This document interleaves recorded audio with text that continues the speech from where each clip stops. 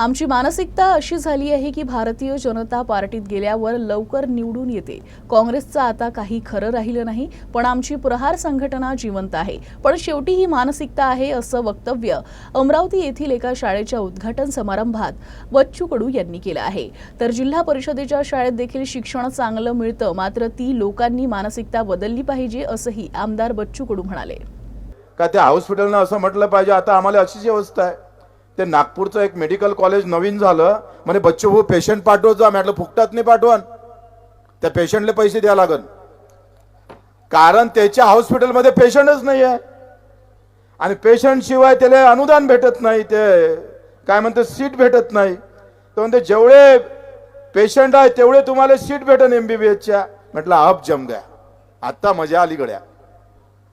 आणि हे असंच झालं बा, एवढ्या सगळ्या कंपन्या होऊन जे क्वालिटीचं शिक्षण असं नाही आहे जिल्हा परिषदमध्ये भेटत नाही। पण मानसिकता आमची अशी झाली का भारतीय जनता पार्टीत गेलं का लवकर निवडून येते भाऊ। काँग्रेसचं काही आता काही खरं राहिलं नाही।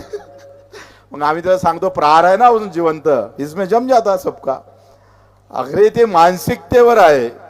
असं नाही आहे का त्या जिल्हा परिषदमध्ये काही शिकल्याच जात नाही, काही भेटतच नाही।